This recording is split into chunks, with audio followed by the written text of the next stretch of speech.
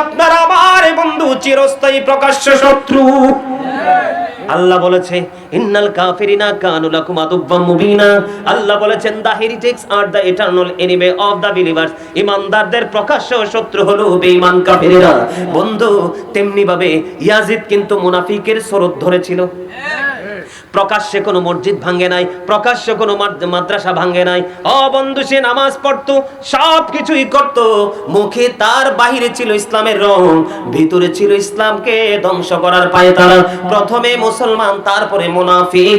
এখন আমরা তাকে কাফের বলতেও দ্বিধা করি না, কারণ নবী এবং নবীর আহলে বাইতের সাথে বিন্দু পরিমাণ বেয়াদবি করা কুফরি, আর যারা কুফরি করে তারাই তো কাফের। কথা বলেন না কেন?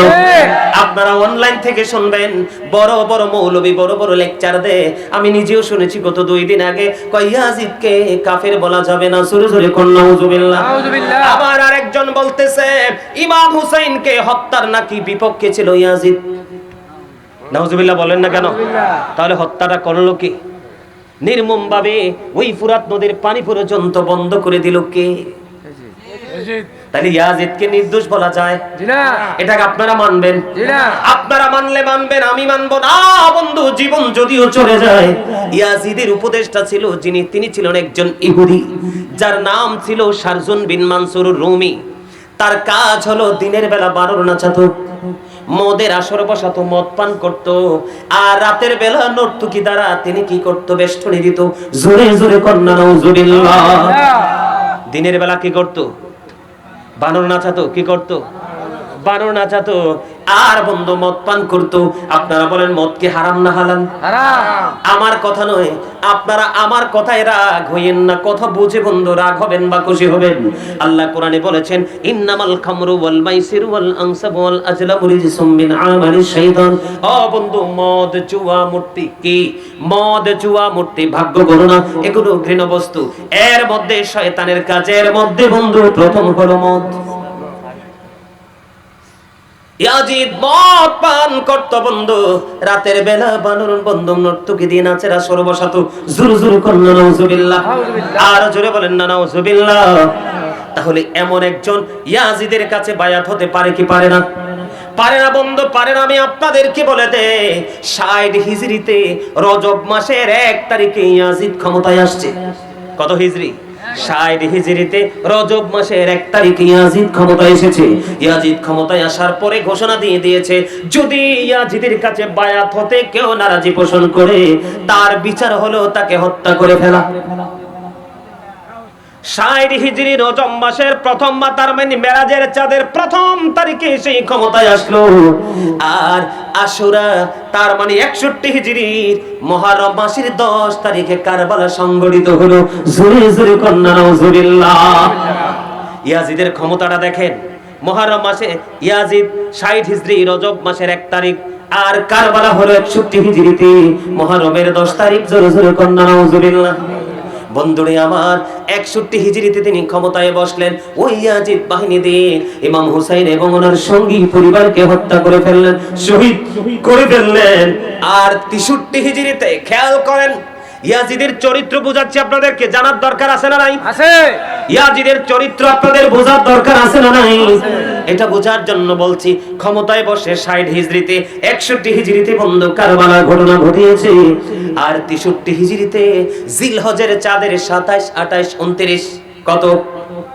জিলহজের চাঁদের, আরবি চাঁদের 27 তারিখ, 28 তারিখ, 29 তারিখ, এই 3 তারিখে বন্ধু মদ, জুয়া, মূর্তি, বন্ধু নেশা, জিনা পর্যন্ত ইয়াজিদ বাহিনী হালাল করে দিয়েছে।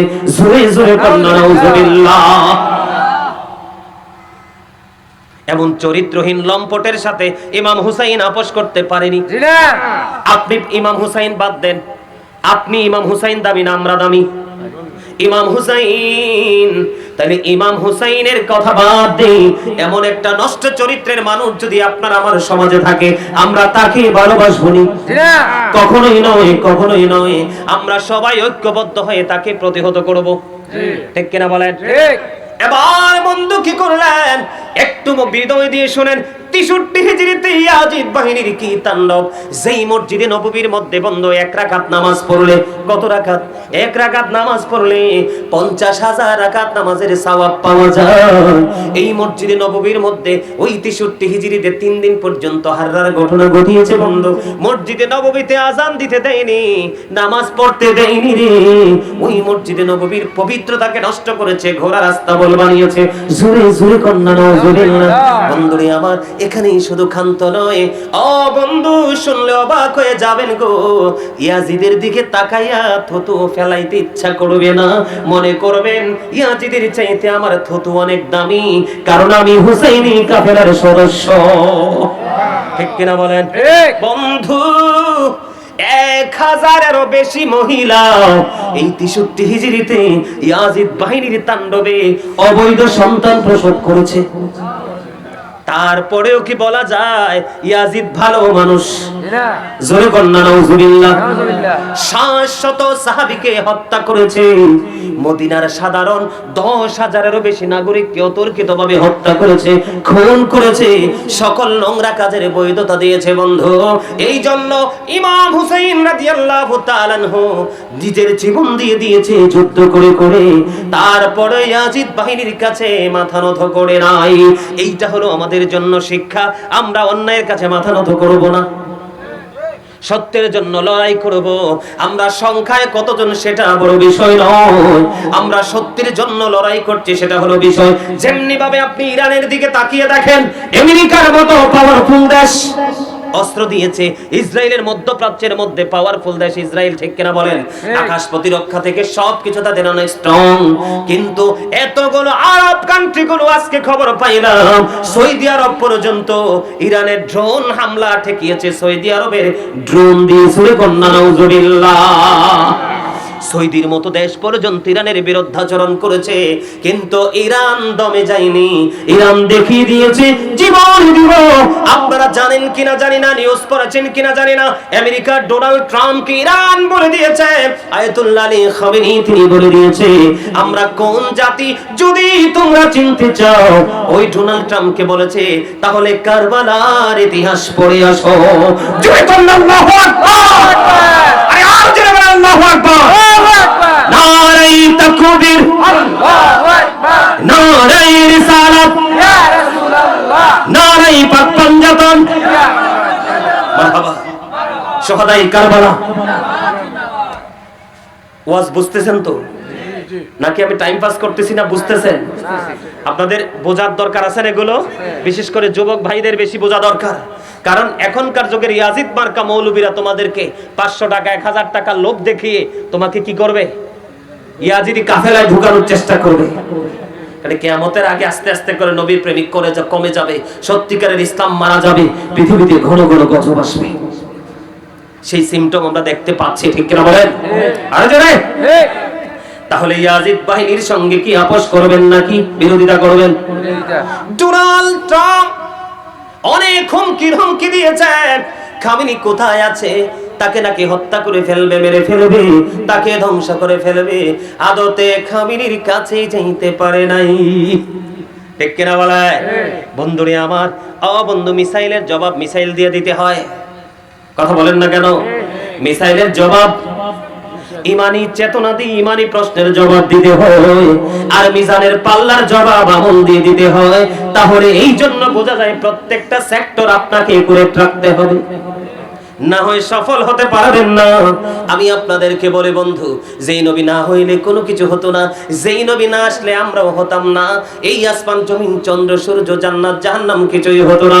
সেই নবীর কলিজার টুকরা যাদের স্পষ্ট দলিল কোরআন হাদিস থেকে প্রমাণিত, তারা জান্নাতের সরদার হবে, যুবকদের লিডার হবে। ওই তাদের অন্যতম সদস্য একজন ইমাম হুসাইন, ফুরাত নদীর পানি পর্যন্ত তাদের জন্য বরাদ্দ করে দিয়েছে। বন্ধুরে আমার, আমি যদি আপনাদেরকে ছোট্ট করে কারবালার মর্মান্তিক একটা জায়গা থেকে আমি বলি, আমি একটু আগে থেকে বলি, বন্ধু ইয়াজিদ যখন ক্ষমতায় আসলো, ইয়াজিদ ক্ষমতায় আসার পরে বন্ধু ইয়াজিদ ক্ষমতায় আসার পরে মদিনার গভর্নর কি চিঠি লিখলেন? ইমাম হুসাইনকে হত্যা করে ফেলতে হবে যদি সে আমার কাছে অঙ্গীকারবদ্ধ না হয়, বায়াত গ্রহণ না করে। জোরে জোরে কন্যা নাউজুবিল্লাহ। আরো জোরে বলেন না নাউজুবিল্লাহ। আরো জোরে। বন্ধুরে, মারওয়ান ইবনে হাকাম এবং ওয়ালিদ বিন উতবার কাছে চিঠি লিখলেন। তারা দুইজন একত্রিত হলো, ইমাম হুসাইনকে আমন্ত্রণ জানালো। তাদেরকে ইমাম হুসাইনকে বললেন গোপনে বায়াত হওয়ার জন্য, অঙ্গীকারবদ্ধ প্রতিশ্রুতি দেওয়ার জন্য। ইমাম হুসাইন বললেন না না না, আমি গোপনে আতা কি করব না, আপোষ করব না। আমার সাথে আপোষ করতে হলে লুকানোই করতে হবে, ওপেনলি। এই কথা বলে ইমাম হুসাইন যখন বের হতে লাগলেন, ও বন্ধু, তখন বললেন মারওয়ান ইবনে হাকাম একটা ডাব দিয়ে বললেন ওয়ালিদ বিন উতবাকে, ও তুমি এখনই হুসাইনকে হত্যা করে ফেলো। যদি এখন তুমি এখান থেকে হুসাইনকে ছেড়ে দাও, তাহলে অনেক বড় দাঙ্গা লেগে যাবে, অনেক বড় কি হবে, ঝগড়া হবে, অনেক বড় যুদ্ধ হয়ে যাবে। এবার ওয়ালিদ বিন উতবা নবীর প্রেমিক ছিলেন, একটা ডাক দিয়ে তিনি বললেন মারওয়ান ইবনে হাকামকে, একটা ডাক দিয়ে বললেন আমার এক হাতে যদি গোটা পৃথিবীর সকল নিয়ামত দেওয়া হয়, আর আরেক হাতে যদি হুসাইনকে তলোয়ার, এইগুলোর বিনিময়ে হুসাইনকে তলোয়ার চালানোর জন্য ছুরি চালানো হয়, আমি ইমাম হুসাইনকে কতল করতে পারবো না। জোরে জোরে কন্যা সুবহানাল্লাহ। যাদের কাছে নবীর কলিজার টুকরা আলী মুকামকে হত্যা করার জন্য চিঠি দেওয়া হলো, পত্র লেখা হলো, তারাই সাফ জানিয়ে দিয়েছেন। কিন্তু মারওয়ান ইবনে হাকাম ছিলেন অত্যন্ত দুষ্ট, অত্যন্ত নষ্ট, অত্যন্ত ক্যারেক্টারলেস। সে চেয়েছিলেন তখনই হত্যা করতে। ইমাম হুসাইনকে কি করলেন না বন্ধু, ইমাম হুসাইন সুযোগ দিলেন না, এখান থেকে বীরের মতো চলে গেলেন। যাইতে যাইতে যাইতে যাইতে বন্ধু 61 হিজরি চলে আসলো। 61 হিজরি মুহররমের 10 তারিখ কারবালার দিন বন্ধু, এমন এক অবস্থা হলো, দেখতে দেখতে যুদ্ধের ময়দান পর্যন্ত চলে গেল। ইয়াজিদ বাহিনীর যিনি শক্তিশালী নেতা ছিলেন, শক্তিশালী বীর পুরুষ ছিলেন, তিনি কি করলেন, কুফা পর্যন্ত যখন ইমাম হুসাইনকে নিয়ে গেলেন, নিয়ে যাওয়ার পরে এবার তিনি কি করলেন, যে বীর পুরুষ তার নাম ছিল হুর, কি তার নাম হলো হুর। এবার হুরের মধ্যে আহলে বাইতের প্রতি প্রেম পয়দা হলো। দেখেন, জীবনের শেষ প্রান্তে এসেও নবীর আহলে বাইতকে ভালোবেসে জান্নাতি হয়ে গেল। তিনি বললেন সর্বশক্তিমান যিনি ছিলেন ওই দলের মধ্যে, যার মধ্যে সর্বোচ্চ পাওয়ার ছিল হুর, তিনি এবার কি করলেন, ইমাম হুসাইনকে একটা ডাক দিয়ে বললেন, ও কলিজার টুকরা, রাসূলের কলিজার টুকরা, ও নবীর আহলে বাইতের অন্যতম সদস্য ইমাম হুসাইন, আমি আপনাকে বলে দিতে চাই, আমি তো আপনাকে পাহারা দিয়ে দিয়ে একেবারে আপনাকে শহীদের দরজা পর্যন্ত নিয়ে এসেছি। আপনি আমাকে একটা কথা বলে দেন, এই মুহূর্তে যদি আমি তওবা করে, আল্লাহ কি আমার তওবা কবুল করবে? জোরে জোরে কন্যা সুবহানাল্লাহ।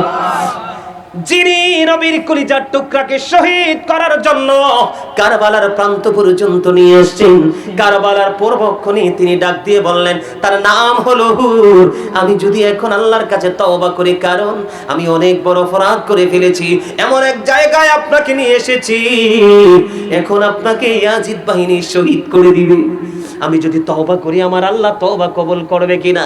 এই কথা বলার পরে ইমাম হুসাইন একটা ডাক দিয়ে বললেন, সত্যিকার অর্থে যদি আমাকে ভালোবেসে, নবীর আহলে বাইতকে ভালোবেসে আল্লাহর সন্তুষ্টির জন্য তওবা করো, আমার আল্লাহ তওবা কবুল করবে। সুবহানাল্লাহ। এই কথা বলার পরে এবার হুরকে ইমাম হুসাইন ডাক দিয়ে বললেন, তুমি নিচে নেমে আসো। এবার হুর বললেন, না গো না, আমি ঘোড়া থেকে নামবো না, আমি ইয়াজিদের সাথে, ইয়াজিদ বাহিনীর সাথে যুদ্ধ করে আপনার পক্ষ থেকে আমি সীসাডালা দেয়াল হয়ে যাব, আমি আপনার পক্ষ থেকে সর্বপ্রথম শহীদ হব। জোরে জোরে কন্যা সুবহানাল্লাহ। বন্ধু, সেই হুর ইমাম হুসাইনের পক্ষে থেকে ইয়াজিদ বাহিনীর বিপক্ষে দাঁড়িয়ে তিনি যুদ্ধ করে শহীদ হয়ে গেলেন। একজন একজন করে বন্ধু শাহাদাতের সোদা পান করলেন। এবার একমাত্র নবীর আহলে বাইত, একান্ত নবীর পরিবারের পালা চলে আসলো। নবীর পরিবারের পালা যখন চলে আসলো, সর্বপ্রথম কে আগে যুদ্ধের ময়দানে যাবে? এবার হযরত আলী আকবর একটা ডাক দিয়ে বললেন, বাবা, বাবা গো, আপনি আমাকে অনুমতি দেন, আমি সত্যের পথে থেকে শহীদ হতে চাই, সত্যের পথযাত্রী হতে চাই গো বাবা। এবার ইমাম হুসাইন রাদিয়াল্লাহু তাআলা তিনি কি করলেন, আলী আকবরকে অনুমতি দিলেন। এবার তিনি কি করলেন, যুদ্ধের ময়দানে চলে গেলেন। যুদ্ধ করতে করতে করতে করতে করতে করতে বন্ধু এমন অবস্থা হলো আর পারছে না, কারণ হচ্ছে 3 দিন পর্যন্ত তো কোনো পানি নাই। জোরে কন্যা নাউজুবিল্লাহ। একবার বলেন আল্লাহু আকবার। ফুরাত নদীর পানি বন্ধ করে দিয়েছে, জীব জন্তু ইহুদি নাসারারা পানি পান করতে পারে, কিন্তু নবীর কলিজার টুকরা জান্নাতের লিডারের জন্য পানি নাই। এমন দুঃখ মুমিন কেমন করে বন্ধু সইবে? কোন মুমিন নবীর প্রেমিক, আহলে বাইতের প্রেমিক, ও বন্ধু একা একাই বিছানায় শুয়ে শুয়ে ওই আহলে বাইতের এই ত্যাগের কথা, ত্যাগের কথা, তাদের এই বিসর্জনের কথা, শহীদের কথা স্মরণ করে করে একা একা বালিশে শুয়ে শুয়ে কেঁদে কেঁদে বালিশ ভিজাবে, ঠিক কিনা বলেন? আরো জোরে বলেন। এমন নির্মম ইতিহাস আমি কখনো ইহুদি নাসারাদের মধ্যেও খুঁজে পাই নাই। ইহুদিরা যে তারা চিরস্থায়ী জাহান্নামী, ইহুদিরাও কিন্তু এমন আচরণ করে না, ঠিক কিনা বলেন? 3 দিন পর্যন্ত ফুরাত নদীর পানি বন্ধ। এবার যুদ্ধ করে করে করে করে বন্ধ পানির তৃষ্ণা। বাবার কাছে চলে আসলেন, তার মানে হুসাইনের কাছে। বাবার কাছে এসে একটা ডাক দিয়ে বললেন, বাবা, বাবা গো, ও বাবা, আমাকে একটুখানি পানি দাও না, আমি একটু পানি যদি পাই গো বাবা, আমি ওই ইয়াজিদ বাহিনীর উপর আবার হায়দারি আক্রমণ চালিয়ে দেব। এবার ইমাম হুসাইন একটা ডাক দিয়ে বললেন, বাবা, বাবা গো, আমিও তো তোমার মতো তৃষ্ণার্ত বাবা, আজকে 3 দিন পানি পান করতে পারি না, আমার কাছে শুধু একটা রাস্তাই খোলা আছে রে বাবা, আমার কাছে শুধু একটা অপশনই খোলা আছে বাবা গো, তোমার কাছে কি অপশন খোলা আছে গো বাবা, জানতে মনে চাই। কয় আমার কাছে অপশনটা হলো, আমার যখন প্রায় সময় যখন পানির তৃষ্ণা লাগতো, কলিজা যখন শুকিয়ে যেত, আমি আমার নানার কাছে যখন যাইতাম, নানা, নানা গো, আমাকে একটুখানি পানি দাও, আমার কলিজা শীতল করব। আমার নানা আমার দিকে জিহ্বাটা বের করে দিতেন, আমার নানার পবিত্র জিহ্বা মোবারক চষে আমি পরিতৃপ্ত হতাম। বাবা, আমার কাছে অপশন ছাড়ার কোনো অপশন নাই। এবারে বন্ধু অত্যন্ত দুঃখ, অত্যন্ত যন্ত্রণা বিরহের কথা, এই কথা বলে ইমাম হুসাইন তিনি কি করলেন, ওনার শুষ্ক জিহ্বাটা বের করে দিলেন। ও বন্ধু, কলিজা ছিঁড়ে যায় রে, কেমন করে মুমিনেরা এটা সহ্য করবে রে, এটা কেমন করে মুমিনেরা ধৈর্য ধরতে পারবে বন্ধু? সহ্য করা যায় না। ইমাম হুসাইন ওনার শুষ্ক জিহ্বাটা বের করে দিল। এবার আলী আকবর বাবার শুষ্ক জিহ্বাটা চষে চষে চষে চষে বন্ধ, এবার বলল, বাবা আবার চলে যাই। যুদ্ধের ময়দানে বন্ধু চলে গেলেন, যুদ্ধের ময়দানে গিয়ে যুদ্ধ শুরু করলেন। যুদ্ধ করতে করতে করতে করতে হঠাৎ আলী আকবর একটা ডাক দিলেন, বাবা গো, বাবা, বাবা গো। তখনই হুসাইন বুঝতে পেরেছেন আমার আলী আকবর জমিনে পড়ে গেছে। এবার দৌড়ে চলে গেল, যাইয়া দেখি বন্ধু আলী আকবরের বুকের ভিতর তীর, রক্তের বন্যা বয়ে যাচ্ছে, জুড়ে জুড়ে কন্যা নাউজুবিল্লাহ। এবার এই রক্ত বন্ধু তীর বিদ্ধ হয়ে গেল। তারপরে বাবাকে বলে, বাবা, বাবা গো, জলদি করে আমার তীর তুমি বের করে নাও, আমি ইয়াজিদ বাহিনীর উপর হায়দারি আক্রমণ চালাবো গো বাবা। এই কথা বলতে যখন লাগলেন, হযরত ইমাম হুসাইন কি করলেন, ওই কলিজার টুকরার দেহ থেকে ও বন্ধু তীরটা যখন বের করলো, রক্তের বন্যা বইতে শুরু করলো। এবার কি করলেন, এরই মধ্যে এই হযরত আলী আকবর শাহাদাত বরণ করেছে। ইন্না লিল্লাহি ওয়া ইন্না ইলাইহি রাজিউন, জোরে জোরে কন্যা আল্লাহু আকবার। এবার কি করলেন, কাঁধে করে সন্তানের লাশ তাঁবুর দিকে নিয়ে আসলেন। এবার বন্ধু ইমাম আলী আকবরের লাশ বন্ধু কি করলেন, ওই তাঁবুর মধ্যে বন্ধু কি করলেন, তাঁবুর কাছে রেখে দিলেন। এবার দ্বিতীয় পালা, এবার হাসান রাদিয়াল্লাহু তাআলা আনহুর সুযোগ্য শাহজাদা হযরতে কাসেম রাদিয়াল্লাহু তাআলা আনহু চলে আসলেন। চাচা গো, চাচা আমাকে তুমি অনুমতি দাও, আমাকে অনুমতি দাও, আমিও সত্যের পথযাত্রী হতে চাই। ও বন্ধু অনেক কথোপকথন হলো, পরে অনুমতি দিলেন। যাওয়ার পরে হযরতে কাসেম রাদিয়াল্লাহু তাআলা আনহু শহীদ হয়ে গেল। ধীরে ধীরে যখন তিনি শহীদ হয়ে গেল, ওই যুদ্ধের ময়দান থেকে কলিজার টুকরা ভাতিজাকে কাঁধে করে আবার তিনি তাঁবুর কাছে নিয়ে আসলেন, আর বলতে লাগলেন, বাবারে আমি তো তোমাকে সহযোগিতা করতে পারলাম না। এই যখন কাসেম রাদিয়াল্লাহু তাআলা আনহু বন্ধু যখন শহীদ হয়ে গেল, এর পরে পরই ছোট্ট শিশু আলী আসগরকে তীর মারল বনি আসাদ গোত্রের বড় বখত, জোরে জোরে কন্যা নাউজুবিল্লাহ। আরো জোরে বলেন না নাউজুবিল্লাহ। এমনি করে করে করে করে একক যুদ্ধ একেবারে শেষ প্রান্তে চলে আসলো, একেবারে শেষ প্রান্তে বন্ধু চলে আসলো। আস্তে আস্তে আস্তে আস্তে এবার ইমাম হুসাইনের পালা। কার পালা? ইমাম হুসাইনের পাদা ওই ইয়াজিদ বাহিনী ইমাম হুসাইনের দিকে আক্রমণ করার সাহস পায় না। এবার কি করলেন, ইমাম হুসাইন রাদিয়াল্লাহু তাআলা যুদ্ধের ময়দানে চলে আসলো। যখন ইয়াজিদ বাহিনী চতুর্দিক থেকে আক্রমণ করলো, যুদ্ধ করতে করতে করতে করতে সীমার ওনার কাছে চলে আসলো। এবার সীমারকে ডাক দিয়ে বললেন, সীমার এখন কি নামাজের সময়? হ্যাঁ এখন নামাজের সময়। এবার সীমারকে ডাক দিয়ে বললেন, সীমার আমাকে একটু সময় দাও, আমি যেন শেষ সেজদাটুকু মালিককে দিতে পারি। জোরে জোরে কন্যা সুবহানাল্লাহ। ও বন্ধু, এই হোম না উমরাবাদের আমার ভাই আমার বাবা গো, আমি তোমাদেরকে এই জায়গা থেকে একটুখানি বলতে চাই, যুদ্ধের ময়দানে শহীদ হয়ে যাচ্ছে, কিছুক্ষণের মধ্যে শাহাদাত বরণ করবে, এমন নির্মম পরিস্থিতির মধ্যে থাকার পরেও তিনি আল্লাহর কুদরতি কদমে সেজদা দেওয়া ভুলে নাই। আপনি বলেন সেই হুসাইনকে কি ভোলা যায়? নামাজ ছাড়বেননি, শুধু কারবালার মাহফিল করালে চলবে না, ইমাম হুসাইনের আদর্শের মধ্যে নামাজও। কথা বলেন না কেন? আগে কিন্তু দান সাদাকার কথা বলে দিয়েছি, মনে আছে রে? এই যুদ্ধের ময়দানে তিনি কি করলেন বন্ধু? শাহাদাত বরণ করার পূর্বে তিনি নামাজ আদায় করলেন। এবার ধীরে ধীরে সীমার ওনার বুকের উপরে এসে বসলেন। এবার সীমারকে একটা ডাক দিয়ে বললেন, সীমার আমি তোর বুকের জামাটা একটু খোল, আমি তোর বুকটা একটু দেখতে চাই।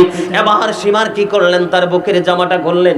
বুকের জামাটা খোলার পরে এবার সীমারের বুকের দিকে তাকায়া দেখলেন তার বুকের মধ্যে সাদা সাদা শ্বেত চিহ্ন দেখা যায়। জোরে জোরে কন্যা নাউজুবিল্লাহ। এবার বন্ধু এবার কি করলেন, আমার কলিজার টুকরা আপনার কলিজার টুকরা পানির স্পন্দন, নবীজির কলিজার টুকরা মা খাতুনে জান্নাত ফাতেমা ওয়ালির কলিজার টুকরা ইমাম হুসাইন একটা ডাক দিয়ে বলল, রে সীমার তুই বুঝি সেই বদকিসমত রে, আমার নানা ও পৃথিবী থেকে যাওয়ার সময় আমাকে বলে গেছে রে, সাদা সাদা কুকুরগুলো, সাদা দাগের কুকুরগুলো আমার বাগানটাকে হরণ করে নিয়ে যাবে। জোরে জোরে কন্যা নাউজুবিল্লাহ। এখন আমাদের দেশে নবীজি গায়েবের খবর জানে বললে মাথা গরম হয়ে যায়। কথা বলেন না কেন? এই যে হুসাইনের এই বক্তব্য থেকে নবীজি যে গায়েবের খবর জানতেন, এর স্পষ্ট কিনা? কথা বলেন না স্পষ্ট কিনা? কারণ ওই যে আমার নবীজি বলে গেছে, এখন বাস্তব প্র্যাকটিক্যালি এসে দেখলেন সত্যি সত্যি শিমরের বুকের মধ্যে সাদা সাদা চিহ্ন দেখা যায়। বন্ধুরে আমার কি করলেন, এবার সঙ্গে সঙ্গে ইমাম হুসাইনের দেহ মোবারক থেকে মাথাটা আলাদা করে ফেললো। আলাদা করার পর জোরে জোরে কন্যা নাউজুবিল্লাহ, ইন্না লিল্লাহি ওয়া ইন্না ইলাইহি রাজিউন।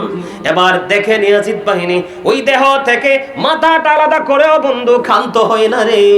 ও বন্ধু, তাদের এই মাথাগুলোর উপর ঘোড়া দিয়ে পদদলিত করেছে এবং তাদের এই পবিত্র দেহ থেকে গোশত পর্যন্ত খসিয়েছে। জোরে জোরে কন্যা নাউজুবিল্লাহ। ইমাম হুসাইন ওনার সঙ্গীদেরকে এত নির্মম ভাবে শহীদ করার পরেও আপনি দেখেন তাদের রওজা মোবারক খুঁজে পাওয়া যায়, কিন্তু ইয়াজিদ তার কবর কোথায় আজও পৃথিবীর কেউ জানে না। জুরে জুরে কন্যা ঠিক না ঠিক? পৃথিবীর কোন মানুষ ইয়াজিদের কবর দেখাইতে শুনছেন নেই পর্যন্ত? নাই নাই বন্ধু নাই। আমার আল্লাহ তাকে নিশ্চিহ্ন করে দিয়েছে বন্ধু। বিশেষ করে এই যে ইয়াজিদ বাহিনী খেয়াল করেন, হুসাইনের মাথা মোবারক নিয়ে বন্ধু এবার রওনা দিলেন ইয়াজিদের বাড়ির দিকে। কোথায়? ইয়াজিদের বাড়ির দিকে যখন রওনা দিলেন, পথিমধ্যে বন্ধু সন্ধ্যা হয়ে গেল। খেয়াল করেন ইয়াজিদ বাহিনীর চরিত্রটা পাইছেননি? জবাই করে হত্যা করে অকন্ত ক্ষান্ত হয়ে এই মরুভূমির মধ্যে কুফার মধ্যে পদদলিত করেছে। এবার মাথা মোবারক নিয়ে বন্ধু ইয়াজিদের বাড়ির দিকে রওনা হয়েছে পুরস্কারের জন্য। যাওয়ার সময় হঠাৎ করে রাস্তায় কি হয়ে গেল, খ্রিস্টান পাদ্রীর দিকে রওনা হয়ে গেল। খ্রিস্টান যাওয়ার সময় রাস্তার মধ্যে তাবু গাড়লো। খ্রিস্টান পাদ্রী জানতে পেরেছেন নবীজির কলিজার টুকরার মাথা নিয়ে ইয়াজিদের বাড়ির দিকে রওনা হয়েছে পুরস্কারের আশায়। এবার ওই খ্রিস্টান পাদ্রী একটা ডাক দিল, ইমাম হুসাইনের মাথাটা যদি তুমি আমাকে একটি রাতের জন্য শুধু দাও, আমি তোমাকে 10,000 দিরহাম দিব। সুবহানাল্লাহ বলবেন না? আরে আরো জোরে বলেন না সুবহানাল্লাহ। একবার বলেন নাউজুবিল্লাহ। ওই পাদ্রীর কথা চিন্তা করে বললাম সুবহানাল্লাহ। আর ওই ইয়াজিদ বাহিনী কাফির গুলো মুনাফিক গুলোর কথা চিন্তা করে বললাম নাউজুবিল্লাহ। দেখেন অর্থের জন্য তারা পৃথিবীর জন্য কত পাগল ছিল, ঠিক তেমনি ভাবে বর্তমান যুগে দেখবেন এই ইয়াজিদ মার্কা মৌলবীরা শুধু টাকার জন্য সুবিধা যেখানে সেই তালে তালেই কথা। কাজ, ঠিক কিনা বলেন? এগুলো কিন্তু আমাদের ইসলামের জন্য বড় গজব।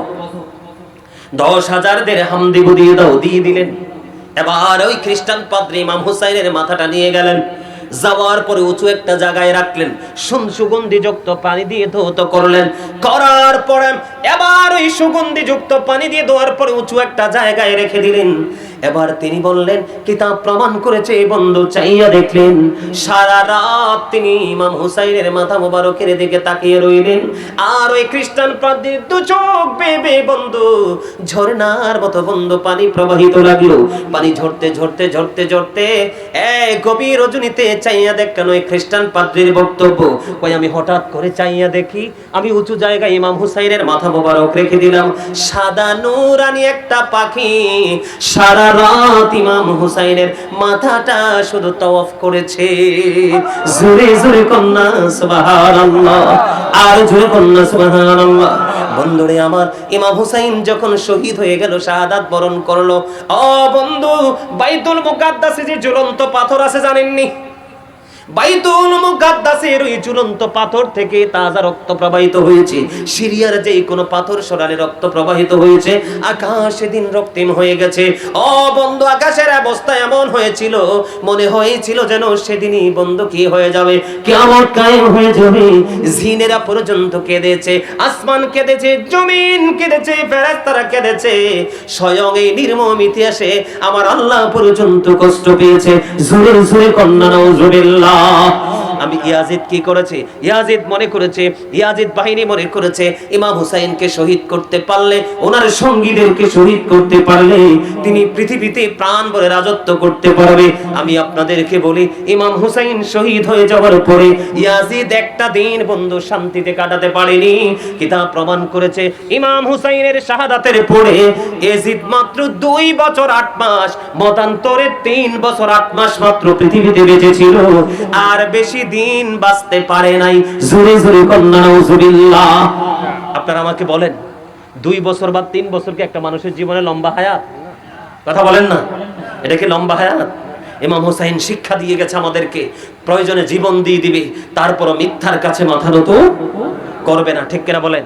আমরা এটা করব তো? আর জোরে বলেন, করব তো? ইতিহাস কারবালার আলোচনা ছোট্ট নয়, যদি শুরু থেকে শেষ করি কয়েক রাত কয়েক দিন পার হয়ে যাবে, কিন্তু মূল জায়গাগুলো পর্যন্ত তুলে ধরে শেষ করা যাবে না। এটা অত্যন্ত মর্মান্তিক একটা অধ্যায়। সম্মানিত উপস্থিতি, আমি আপনাদের সকলকে আন্তরিকভাবে মোবারকবাদ জানাচ্ছি যে আপনারা এত সুন্দর একটা প্রেমের বাগান সাজিয়েছেন। আপনারা বড় করে হোক আর ছোট করে হোক, আপনারা প্রতি বছর এই কারবালার মাহফিলটা করে যাবেন, করবেন তো ইনশাআল্লাহ? এই যে আজকে দেখেন, এত বৃষ্টির মাঝেও কিন্তু অনেক মানুষ এখানে বসে আছে, রাত্র কিন্তু কম হয় নাই, অনেক হয়ে গেছে, তারপরেও কিন্তু যায় নাই। একটা প্রেমিক যদি, 7টা প্রেমিক যদি আপনাদের এই উমরাবাদে থাকে, তাহলে আপনাদের এলাকায় আসমানে কোনো গজব আসবে না, এটা মনে রাখতে হবে। করবেন তো এটা? সম্মানিত উপস্থিতি, 5 ওয়াক্ত নামাজ পড়বেন, হালাল পথে রোজগার করবেন, বাবা মার সাথে ভালো সম্পর্ক রাখবেন। বিশেষ করে আমি আপনাদেরকে একটা কথা বলি, আজকে রাত্র আপনারা সেহরি খাবেন। এদিক তাকান, মূল যে বিষয়টা আমি আপনাদেরকে একটু বলে দেই। আজকে রাত্রে কি করবেন? আপনারা সেহরি খাবেন। আমার নবীজি বলেছেন, ইহুদিরা বনি ইসরাইলের জন্য মুহররমের মাসে রোজাটা, তখন তাদের জন্য একটা রোজাই ছিল। কয়টা রোজা? একটা রোজা। কয়টা রোজা? হাদিস শরীফের মধ্যে এসেছে, রমজানের রোজার পরে সবচেয়ে দামি রোজা হলো মুহররমের 10 তারিখের রোজা। এই রোজাটা ইহুদিরা রাখতো। কারা রাখতো? ইহুদিরা রাখতো। আমার নবীজি বলেছেন, আমরা আগামী বছর থেকে 9 তারিখও রোজা রাখবো, তার মানে আমরা ইহুদিদের উল্টো করব। সুবহানাল্লাহ বলেন। আমরা কোন ইহুদি নাসারাদের সাথে মিল রাখবো না। তাহলে আমি বলি, বিভিন্ন হাদিসে বিভিন্ন রকমের বর্ণনা আসছে। মুহররমের 10 তারিখ, কালকে হলো 9 তারিখ। কালকে কত তারিখ? কালকে সন্ধ্যার পর থেকে রবিবার মাগরিবের আগ পর্যন্ত 10 তারিখ। খেয়াল করবেন, কালকে রাত্রে হলো 10 তারিখ রাত। 10 তারিখ রাত্রে সুবে সাদেকে পূর্বে 4 রাকাত নফল নামাজ পড়বেন, বেশি না পড়লে যে সূরা দিয়ে পারেন, বিশাল নিয়ামতের অধিকারী হতে পারবেন। মুহররমের 10 তারিখে কেউ যদি একটা রোজা রাখে, একটা হাদিসের মধ্যে এসেছে, রাসূল বলেছেন, তোমার 40 বছরের গুনাহ আল্লাহ মাফ করে দিবে। আরেকটা হাদিস শরীফের মধ্যে এসেছে, মুহররমের 10 তারিখের একটা রোজা যদি তুমি রাখতে পারো, তাহলে তোমার 1 বছরের গুনাহ মাফ হয়ে যাবে। জিলহজের চাঁদের হজের দিনের একটা রোজা যদি রাখতে পারো, 1 বছর পরের এবং 1 বছর আগের 2 বছরের গুনার একটা রোজার কারণে 2 বছরের গুনাহ মাফ হয়ে যাবে। রাখবেন তো? আজকে রাত্রে সেহরি খেতে হবে। আজকে যদি খান কালকে 9 তারিখ, কালকে খাইলে পরশু 10 তারিখ। 2টা রোজা রাখবেন। কয়টা? 2টা রোজা রাখবেন। সম্মানিত উপস্থিতি, আর বিশেষ করে মুহররমের 10 তারিখে কেউ যদি পারেন মহব্বত করে, গরিব হওয়া লাগবে না, ধনী মানুষই আপনি কি করবেন বলেন? ধরেন 2 ভাই রোজা রেখেছেন। কয় ভাই? 2 ভাই। এক ভাই আরেক ভাইয়ের বাড়িতে ইফতারি পাঠাবেন। তাহলে কি হবে? আল্লাহ রাসূল বলেছেন, কেউ যদি আশুরার দিনে রোজাদারকে 10 তারিখে কেউ যদি একজন রোজাদারকে ইফতারি করাতে পারে, আমার রাসূল বলেছেন সে যেন গোটা মুসলিম উম্মাহকে ইফতারি করালো, সেই পরিমাণ সওয়াব তার আমলনামায় দেওয়া হবে। সুবহানাল্লাহ। আর জোরে বলেন সুবহানাল্লাহ। প্রত্যেকটা এলাকায় কিন্তু গরিব অসহায় মানুষ আছে না? আপনারা মুহররমের 10 তারিখে, তার মানে রবিবারে, কি বারে? রবিবারে মুহররমের 10 তারিখে কেউ যদি কোনো এতিমের মাথায় এভাবে হাত বুলিয়ে দেয়, মায়া করে কিন্তু মহব্বত করে, রাসূলের কথাকে সম্মান করে, বিশ্বাস করে কেউ যদি এভাবে হাত বুলিয়ে দেয়, আমার নবীজি জানিয়ে দিয়েছে তুমি শুধু ভালোবেসে তার মাথায় এভাবে হাত বুলিয়ে দিবে, আমার রাসূল বলেছে আমার আল্লাহ খুশি হয়ে তোমার আমলনামায় ওই এতিমের মাথায় যত চুল তত চুল সমপরিমাণ সওয়াব দিয়ে দিবে। জোরে বলেন না সুবহানাল্লাহ। আমি আপনাদের কি বলি, আপনাদের মাঝে যদি কোনো অসুস্থ মানুষ থাকে, ওই মুহররমের 10 তারিখে একটু সেবা করার চেষ্টা করবেন। মুহররমের 10 তারিখ ছাড়া অন্য সময়, মুহররমের 10 তারিখ ছাড়া অন্য সময় আমি আপনাদেরকে বলে দেই, অন্য সময় যদি কোনো রোগীকে দেখতে যান, অসুস্থ মানুষ আপনজন বা প্রতিবেশী থাকে না, কেউ ঢাকা থেকে কুমিল্লা এরকম দূরে যায় কিনা? কথা বলেন না, যায় কিনা? এগুলো মনে রাখেন, এগুলো হলো ওয়াজ, এগুলো হলো নবীর আদর্শ, এগুলো পালন করতে পারলেই নবীর দিদার নসিব হবে, মরার পরে না, মরার আগে ঘুমের বিছানায়। সুবহানাল্লাহ বলেন না। আমার নবীজি বলেছেন, কেউ যদি কোনো অসুস্থ রোগীকে দেখতে যায়, যতক্ষণ না পর্যন্ত সে ঘরে ফিরে না আসলো, ততক্ষণ যেন সে শুধু জান্নাতি ফল কুড়াইতে থাকলো। জান্নাতি ফল বুঝেননি? ফল মজা না? যতক্ষণ সে ঘরে না ফিরলো, তার মানে আপনি যতক্ষণ ঘরে না ফিরবেন, ওই রোগীর কাছে থাকবেন, ততক্ষণ আপনার আমলনামায় ওই জান্নাতের ফল ঢুকতে থাকলো। সুবহানাল্লাহ বলেন না। আরেকটা হাদিসে আসছে আরো মজার খবর, কেউ সকালে যায় বিকালে আসে, কেউ বিকালে যায় পরের দিন সকালে আসে, আসে না? নবীজি জানিয়ে দিয়েছেন, তুমি যদি সকালে যাও বিকালে ফিরে আসো, এই সকাল থেকে বিকেল ফিরে না আসা পর্যন্ত তোমার পক্ষ হয়ে 70,000 ফেরেশতা আল্লাহর কাছে মাগফিরাত কামনা করবে। তুমি যদি বিকালে যাও পরের দিন সকালবেলা তোমার গন্তব্যে ফিরে আসো, এই গ্যাপটার মধ্যে আরো 70,000 ফেরেশতা তোমার পক্ষে আল্লাহর কাছে তোমার জন্য মাগফিরাত কামনা করতে থাকবে। আর যদি মুহররমের 10 তারিখে এটা করো, আমার রাসূল বলে দিয়েছেন, কেউ যদি মুহররমের 10 তারিখে কোন অসুস্থ মানুষকে সেবা করে, সে যেন গোটা পৃথিবীর সকল অসুস্থ মানুষের সেবা করলো, সেই পরিমাণ সওয়াব তার আমলনামায় দেওয়া হবে। আমি ওয়াজটা শেষ করে দিতাম, ছোট্ট একটা আমার ঘটনা মনে হয়েছে, একটু বলি আপনাদেরকে, শিখার জন্য, বোঝার জন্য। মুহররমের 10 তারিখকে যদি আপনি হৃদয় দিয়ে সম্মানের সাথে স্মরণ করতে পারেন, আমল করতে পারেন, আপনার জীবনে নসিব কি নিয়ামত পাবেন, শুধু ছোট্ট করে বলে দিচ্ছি, তারপরে মোনাজাত দিয়ে দিব। একটু বসবেন তো? আলহামদুলিল্লাহ বলেন। বন্ধুরে আমার, ইরাকের রায় শহরের বাদশা, তার কাছে 10 তারিখে একজন সাহায্যের জন্য আসলো। আসার পরে তিনি কি করলেন, ওই গরিবকে ফিরিয়ে দিলেন। ফিরিয়ে দেওয়ার পরে ওই ভিক্ষুক একজন ইহুদির কাছে গেলেন, একজন খ্রিস্টানের কাছে গেলেন। একজন খ্রিস্টানের কাছে যখন গেলেন, একজন বেঈমানের কাছে গেলেন, যাইতে দেরি বেঈমান তাকে সাহায্য করলো। গভীর মন দিয়ে শোনেন, মুহররমের 10 তারিখের মর্যাদা কত। বন্ধুরে আমার, এবার কি করলেন, তিনি সাহায্যটা করে নিলেন, করে যখন দিলেন, দিনটা চলে গেল, রাত্র হলো। রাত্র গভীরে ইরাকের রায় শহরের বাদশা স্বপ্নে দেখতেছে তিনি জান্নাতের সামনে ঘোরাঘুরি করছে। তিনি প্রশ্ন করলেন, এটা কি? উত্তর দিল, প্রশ্ন যখন করলেন, উত্তর দিলেন, এটা জান্নাত, এটা তোমার জন্যই বরাদ্দ ছিল, কিন্তু এখন আর এটা তোমার নসিবে নাই, এটা একজন কাফের এটার মালিক হয়ে গেছে। ইরাকের রায় শহরের বাদশা আশ্চর্য হয়ে গেল যে আমি একজন ইমানদার, আর এটা আমার নসিবে ছিল, আর একটা কাফের কেমন করে নিয়ামত পেয়ে যায়। তিনি আশ্চর্য হয়ে গেলেন। কয়, তোমার কাছে যখন মুহররমের 10 তারিখে একজন ভিক্ষুক এসে হাত পাতলো, তুমি তাকে দিলা না, একজন কাফেরের কাছে হাত বাড়াইতে দেরি, সে দিয়ে দিল, আমার আল্লাহ খুশি হয়ে গেল, এই জন্য জান্নাত তার জন্য বরাদ্দ হয়ে গেল। রায় শহরের বাদশা পাগল হয়ে গেল, এটা আবার কেমন কথা? সকালবেলা তিনি কি করলেন? ভোর হতে না হতে 1,00,000 দিরহাম, কত দিরহাম? 1,00,000 দিরহাম নিয়ে ওই কাফেরের বাড়ি হাজির হয়ে গেল। কারণ আমরা বাঙালিরা ঘোষ দিতে বেশি পছন্দ করি, নিজের কাজ নিজে করতে পছন্দ করি, ঠিক না? ঠিক।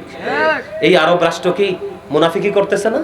কিসের জন্য? সুবিধার জন্যই তো, টাকার জন্যই তো, দুনিয়ার জন্যই তো। এরাকে রায় শহরের বাদশা আশ্চর্য হয়ে গেলেন, আরে সে পাইছে তো কি হইছে, 1,00,000 দিরহাম দিলে নিশ্চয়ই সে দিয়ে দিবে। এবার এই কাফেরের কাছে যাইয়া বললেন, আমি তোমাকে 1,00,000 দিরহাম দিব, তোমার যে নেয়ামত, ওই নেয়ামত আমাকে বরাদ্দ দাও। এবার এই কাফের একটা ডাক দিয়ে বললেন, ও রায় শহরের বাদশা, তুমি এত বোকা কেন? তুমি কেন বোঝো না এটা বর্ণনীয় নেয়ামত? তোমার 1,00,000 দিরহামের বিনিময় আমি ওই নিয়ামত তো থাক দূরের কথা, ওই জান্নাতের একটা চৌকাঠও তোমার কাছে বিক্রি করব না। বরং তুমি শুনে রাখো, আমি মধুর কালেমা পড়ে মুসলমান হয়ে গেলাম, লা ইলাহা ইল্লাল্লাহ মুহাম্মাদুর রাসূলুল্লাহ সাল্লাল্লাহু আলাইহি ওয়াসাল্লাম। আপনি খেয়াল করেন, একজন মুসলমান কি হয়ে গেল? নিয়ামত থেকে বঞ্চিত হয়ে গেল। আর একজন বেঈমান, আর একজন কাফের, যার জন্য আল্লাহ কোরআনে বলেছে উইদ্দাত লিল কাফিরিন, কাফেরদের জন্য আল্লাহ বানিয়েছে জাহান্নাম। একজন পরিপূর্ণ জাহান্নামী ব্যক্তি জান্নাতি হয়ে গেল এবং মধুর কালেমা পড়ে ইমানদার হয়ে গেল। এটা মুহররমের 10 তারিখের দানের বরকত। সুবহানাল্লাহ। বুঝতে পারছেন নি কিছু? আরো জোরে বলেন, বুঝতে পারছেন? আল্লামা নাসাফি রাহমাতুল্লাহি আলাইহি তিনি বর্ণনা করেছেন, ছোট্ট একটা ঘটনা শুনেন। আল্লাহর এক প্রিয় বান্দাকে কাফেরেরা বন্দী করে রাখলো। মুহররমের 10 তারিখ যখন আসলো, 10 তারিখ আসার পরে কাফেরদের হাত ফসকে তিনি বের হয়ে গেল। বের হয়ে যাওয়ার পরে কাফেরেরা বুঝতে পারলো যে আমাদের যেই সাজাপ্রাপ্ত যে আসামি তিনি বের হয়ে যাচ্ছে। চতুর্দিক দিয়ে কাফের ওই বন্দিশালায় যিনি বন্দী ছিলেন, ওই বন্দীকে আক্রমণ করার জন্য, তারা আক্রমণ চালানোর জন্য সম্মিলিতভাবে প্রচেষ্টা চালিয়ে গেল। এইটা ওই বন্দী যিনি ছিলেন তিনি বুঝতে পারলেন। বোঝার পরে আল্লাহর কাছে একটা দরখাস্ত দিলেন, মালিক রে, মুহররমের 10 তারিখ তো বড় নিয়ামতের দিন, আল্লাহ আমাকে কাফেরেরা বন্দী করে রাখলো গো, আমাকে তুমি কাফেরদের হাত থেকে এই মুহররমের 10 তারিখের উসিলায় তুমি মুক্ত করে দাও। এই কথা বলার পরে আল্লাহ রাব্বুল আলামিন তার ডাকটা কবুল করলো। সঙ্গে সঙ্গে সমস্ত কাফেরগুলোর চোখ বন্ধ, অন্ধ হয়ে যায়। জোরে জোরে সুবহানাল্লাহ। এবার কাফেরদের চোখ ফাঁকি দিয়ে তিনি কি করলেন? এখান থেকে বের হয়ে গেলেন।